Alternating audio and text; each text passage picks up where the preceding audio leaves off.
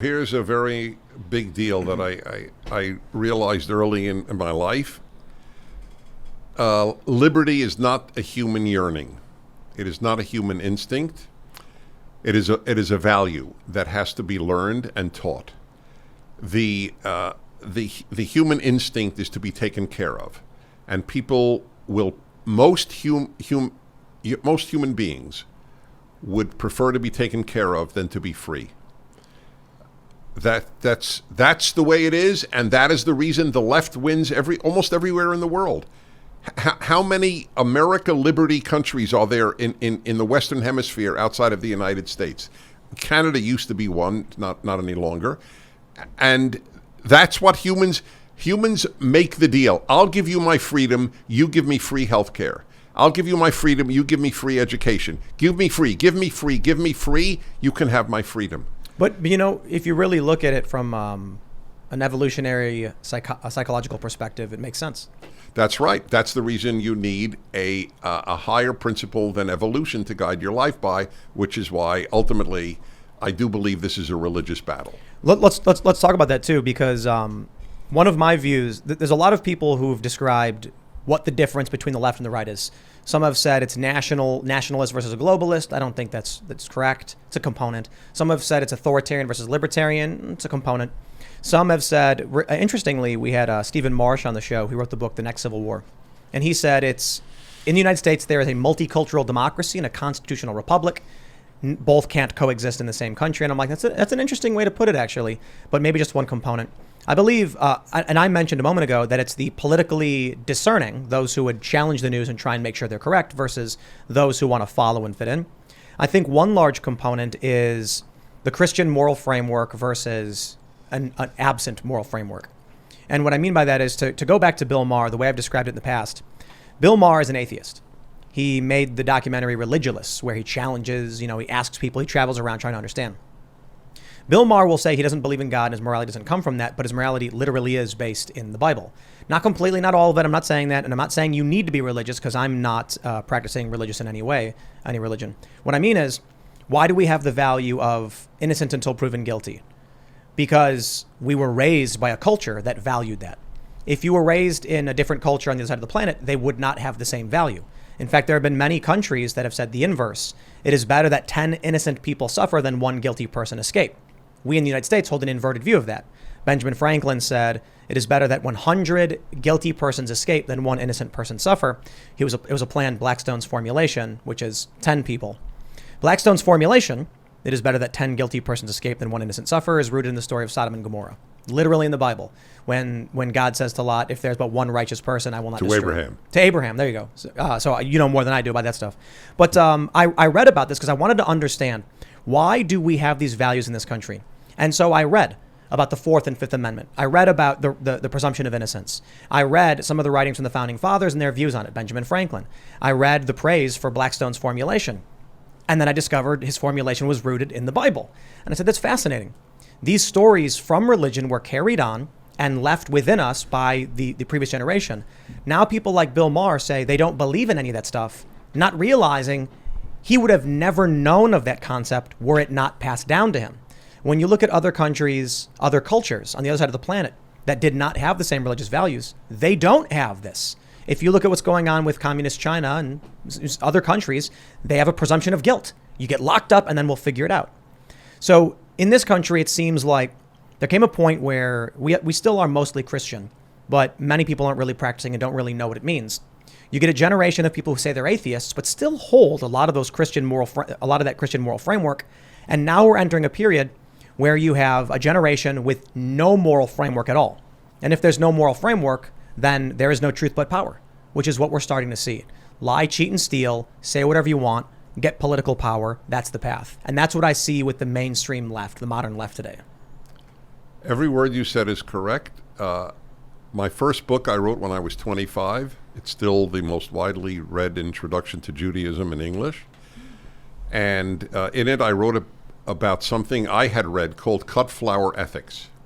If you cut flowers from the soil that nurtured them, you could look at the flower, and for a couple of days, it looks like it doesn't need the soil that nurtured it, but it will wither and die.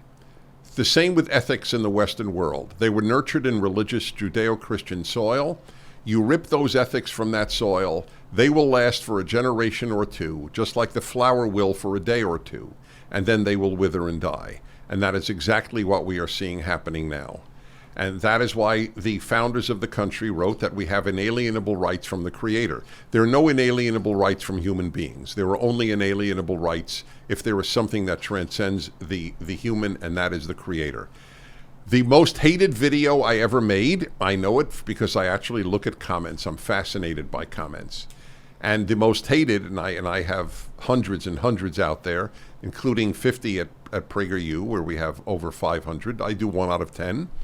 The most hated video I ever made was, I don't remember the exact title, but essentially, if God did not say murder is murder wrong? And it drives people crazy, even though the logic... I debated this at Oxford many years ago against the professor of moral philosophy at Oxford. And he's an atheist. And he said, of course, Prager is right. If there is no God, there is no objective morality, only subjective. You can say, I believe murder is wrong, I think murder is wrong, I feel murder is wrong, but you can't say murder is wrong. Only if there is something that transcends the human that says murder is murder wrong. But how do you explain that to someone who doesn't have the mental capacity to understand it? Or you mean a college graduate? Is that it? That is the definition of not having the mental capacity. I'm not being cute. I have said for years, and I do believe this sincerely, for most people, not all, college makes you stupid. Oh, I agree. I'm a high school dropout. And the funny thing is... You are? Yes. You made my day. I'm not joking. Well, so the left, they believe in credentialism. And so they'll often say, don't listen to Tim Pool, he's a high school dropout. That means he's dumb. And my attitude is like, my arguments are what proves I'm dumb. Like, if you think my arguments are bad, and they are bad, then I'm dumb. But if you don't have an argument against what I've said, or you don't understand the concepts behind them because you lack the mental capacity, I don't think the issue is credentials or school. I think, in my experience, you can argue that many high school dropouts tend not to succeed. But there are a lot of people who realize the system isn't working properly. And in my case, I was building computers, programming video games, I was playing music, and I just thought, this does not serve me in any way other than to drag me down. And so I just, took issue with it. Well, I mean, sorry, I just call them indoctrination centers. That's exactly what they are. And I would just kind of want to point out also, there's a lot of statistics when it comes to people who believe in religion, people who have families, and correlation with not just overall happiness, but success in life that I think are absolutely worth talking about here as well, that provide a lot of different perspective when it comes to, a lot of people coming up in this world. I want to mention, what do you say, what cut flower, is that what you called it? Yeah. Cut flower ethics? Yeah. That's brilliant. It perfectly describes it. Perfectly. That's Bill Maher to the T, the way I see him. That's right. He doesn't understand that his values actually He's living on borrowed soil. And the woke is a direct result of his advocacy of rejecting this moral framework. Again, I'm not saying that people need to believe in God, but I think you need to understand your roots and where your values come from. So, by the way, forgive me, I just want to say, to the chagrin of many religious people, I almost only argue for the necessity of God rather than the existence of God. Right. Because if I prove to you, or not, you can't prove it, but if I convince you God exists, I have done nothing. But because the number of people who believe in God who are moral idiots is very large. However, if I convince you that God is morally necessary, and is necessary for meaning in life, the greatest urge human has even more so than sex, then I have changed your life. Well, this is what's fascinating. And as I've looked at the ethos and the tenets of the modern left, there seems to be no moral framework at all. And they say there is one, but I'll give the example of stop and frisk and red flag laws. Stop and frisk. New York said we want to stop guns on the street and contraband. Therefore, the police now have the right to randomly stop anyone and frisk them. It resulted in marginalized people, as the left said, and it literally did, disproportionately targeted young black men and Latinos. The argument from Bloomberg was they're the ones committing the crime, so that's what you're going to see. Now, the whistleblowing was that they actually were instructed to target racial minorities, so they kind of leapfrogged the issue of here's where the crime is to just target the racial group, and that had a negative consequence. If that issue was bad, red flag laws, exact same logic. we got to get guns off the street and stop dangerous people from having them. We can go into your home and take your guns if we have reason to believe that you're, unwell or a threat or a danger. If that happens in New York and it happens in a bunch of places, which I think it already has, you're going to start seeing the exact same thing they were already complaining about. If they say one is good and one is bad, but they're functionally identical, or one is actually, red flag laws are worse. Much worse. But they want them.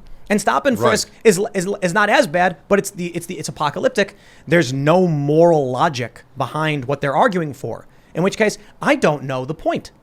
I think stop and frisk is wrong beyond. Okay, so to just reinforce your point, NPR during 2020 or 2021, I assume 2020, actually devoted an hour to a woman who wrote a book in defense of looting.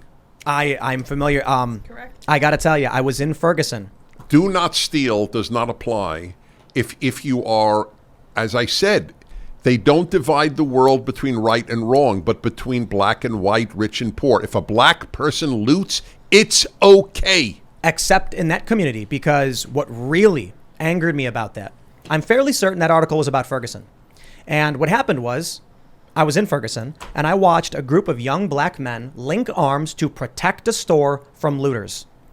And when they were asked by a journalist from Al Jazeera, why are you defending this store? They said, we live here. This is our community. These are our stores. The people who are looting don't live here, and they are robbing us. They are stealing from us. And in many instances, it's yuppies looting. It's right. like the lawyers in New York City that just, by the way, had their charges dropped that firebombed a police car. So I'm in Ferguson. I didn't know that, really. Yep. The people who were looting in Ferguson didn't live there. Most of them. And these poor people who lived in this area, desperately trying to protect their own stores from an outside force destroying it. And then these leftists write articles defending those who actually attacked the black community. That to me was one of the most despicable displays I have ever seen. To see these young men say we're trying to do right by our community, and then they have them write, no, the looting is good. Those young men were being robbed. Their community was being destroyed. They needed someone to come in and say, stop these violent rioters and looters from destroying these people's neighborhood. Instead, they said, well, it's actually a good thing because they're doing it as an act of rebellion against white supremacy. It feels like moral relativism may be, I think, are you saying you may be indicating that there's a moral absolute? But if there's no moral absolute, then murder isn't wrong. I'm thinking about the Romans, Emperor Constantine. He basically became the first Christian, which was rooted in Judaism, which is thou shalt not kill. But he went and killed eastward and conquered and murdered. Right. The fact that people don't live by their own values does not mean that the values are irrelevant. You are right. You could point to any number of religious people who have screwed up their own religion. That is correct. But you can't live without the principles. In other words, a lot of Christians kept slaves, but it was, and this is a Jew saying, it was Christians who abolished slavery, not Muslims, not Shintoists, not Confucianists, not Hindus, and not atheists. It was Christians who abolished slavery on planet Earth. Is it the situation where the tenets of Judaism, the Ten Commandments, are good to follow unless fill in the blank? You're really playing to my passion. My life is devoted to having people live by the Ten Commandments. I have a great new saying: you want to defund the police? Have everybody live by the Ten Commandments. I want to give an example, if I may, because behind me, I'm told, is one of my volumes of my Bible commentary. Yes. If every atheist listening read that, they would at least intellectually appreciate what those of us who believe the Bible is the greatest book ever written is about. It has nothing to do with faith, nothing. That's why I call it the Rational Bible. And I begin my preface as follows. When I was in my early 20s and late teens, I had issues with my parents, which is pretty common on earth.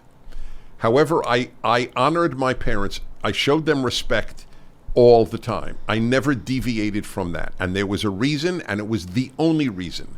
I believed that God himself had commanded me to honor your father and mother. I believed I would be sinning against God, forget my parents, if I didn't show my parents honor, even if I had a hard time with them. And I'm telling you, this this is a classic example of what the left is doing to the society by getting rid of the Ten Commandments, the divine origins of all this. What we're seeing today is, this is my field of study, communism and fascism, for that matter, and Nazism. Every totalitarian movement begins by subverting parental authority. And that is what the left is doing in America. You subverting parental authority. You listen to the state, kids. You listen to the leader, kids. You don't listen to your parents, kids. Oh. Yeah, and also a lot of authority figures. So when the Russians, the Soviets, took over Poland, they got rid of a lot of doctors, they got rid of a lot of teachers, they got rid of a lot of lawyers, they got rid of a lot of historians, and just took them to Siberia or assassinated them because they were the ones that were the most influential in their society, and they needed to get rid of that in order to push the communist doctrine. And you know what's brutal here? I want to address that. There's I grew up in a neighborhood of Chicago that had a lot of Polish people. There's a lot of Polish jokes, stereotypes about Polish people being dumb. Talking to Luke, it's a particularly brutal origin. The reason that stereotype exists is because the Soviets killed all the intellectuals. Well, and then right. By the way, somewhat of a farce. I remember when Polish jokes were in. So I have two comments on that. First, I studied in England my junior year in college. Every single Polish joke I heard in America was an English joke about the Irish, right? Who were not known. Thank to any you of so us much. I wish Seamus was here. No. There's another one. At the very time people were telling the most Polish jokes, the brilliant Pope was Polish. Pope John the 23rd, or is it John Paul II? John Paul II, yep. One of the most brilliant men of that generation. And Lech Walesa was Polish, and Carter's head of security was Zbigniew Brzezinski, Polish, who's the guy I studied under at Columbia, ironically. But I don't understand why Polish jokes ever developed. It was against just demeaning the people, and actually, Polish people actually have some of the highest IQ in the region. Zbigniew Brzezinski, the national security advisor, I actually had some very interesting conversations with him on my own personal channel. But there's a lot we could get into, especially culturally, especially with Poland. Thanks for checking out this segment from the Timcast IRL podcast. If you want to watch live, you can check out this channel Monday through Friday at 8 p.m. Now, don't forget to smash that like button, subscribe to this channel, and if you want more unfiltered and uncensored content with all of these guests, go to timcast.com and become a member. All of these guests you know and love in exclusive segments on our website where we are unrestricted in what we talk about, so you'll definitely not want to miss it. Thanks for hanging out. We'll see you all next time.